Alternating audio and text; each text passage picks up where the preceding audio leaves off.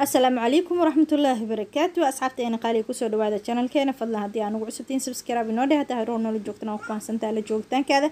ما شاء الله. أصحابتي وحنا نلسي جوج أصحابتي وحنا هنا سؤال هذا قاعد مفرون ما شاء الله. ما أنتم حكى هذا لدونا فيدباك أسأت وروح بدن أو نوع ما ولاشين ما شاء الله. ولاشينا وحيد دلنتهاي أديك دوري طبعا مالين أي دلنتهاي sida ujeedaan commentiga ayna soo qortay aad ay ugu faa'iiday timirtii caanaha caanahana waxaan uga soo hadlay channelka ma sha Allah wixii tarayso iyo waxyaabaha hooyada uurka leh u qabato aad ay ugu saacidaysaa hooyada uurka dhalmada iyo xagga foosha sidoo Ilaahay ha idin fududeeyo ayaan leeyahay taraf inta isku buuxdo ama uur leh inta ubad haysata Allah u barakeeyo inta haysana ubad baariyaala oo degdeg Allah siiyo timirtii caanaha gabdhaha dhayalsanina ومحي هي ما شاء الله وآدي wax ku anfacayo intaad uurka leedahay hadaadan uurka lahayn xitaa calcium ayaa ka helaysaa caanaha timirtan waxa ka helaysaa fitamiino fara badan waxa weeye calooshana sidoo kale ay ku jilcinaysaa hooyada uurka leh hadii calool istaag ku dhacdo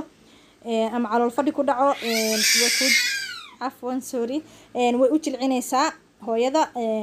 ما شاء الله sidoo kale tan aad waxay uga saacidaysaa xilligeeda dhalmada aad ما شاء الله ku qaadan mayso adiga saacado ku qaadan mayso ayadoo ugu bixitaa maxay heeto hooyada hadii ugu tahay waxa la yiraahdaa intaas oo saacadood ay foolanaysa timirtii caanaha hadaa isticmaasho aad ay ku caawinaysaa waxa la sameeyay research ama baaritaan ayaa lagu sameeyay isbitaal oo caalamka ku yaalo waxa lagu sameeyay hooyooyin uur leh oo soo booqan jiray marka hooyooyin qaarkood waxa la yiri maalintii 3 bood timir cuna hooyooyinka qaarkoodna lama dhihin marka waxay ogaanayeen dhaqaatiirtaasi inay wax tarayso in kala timirta hooyooyinka timirta qaatali daqiiqado kuma qaadan inay dhalaan ama xanuun ma arag saa'ida hooyooyin kale tan waxay u baahdeen kaniiniyaal iyo cirbado iyo waxyaabo in lagu saacido marka gabdho ka faa'iideysta ayaa idin leeyahay sidoo kale hooyada uurka waxa looga baahan yahay markay soo gaarto adiga semester 3 ama 3 bil ee u dambaysa 3 bil ee u dambaysa waxa looga baahan yahay inay socod ku darto adiga bisha 7 ba hadii ku dhamaato ama bisha 7 bilaabatay timirtii caanaha waad isticmaali kartaa sidoo kale waxa loo baahan yahay inaad ku darto socod marka hooyada socodku wuxuu ka saacidayaa ilmahaada kor ma aadayaan hooyo haday iska fadhido maxay tad laba cilad bay ku imaanaysaa inuu ilmaheeda kor aado oo soo dagan waayo hadhowti iyo inuu cunuga mareeg isku duubo marka fadhiga badan uma fiicno hooyada haday mar xaamilo tahay ama iska jiifo ama socsoco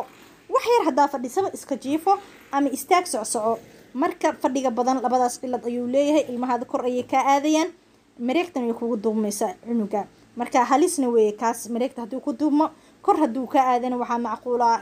hooyada inay rafaad ka dareen ka hesho maxay heetood ka dareento hadhowti la soo buush gareeyo soo daga waayo ilmaha ama qaliin ba ay sababato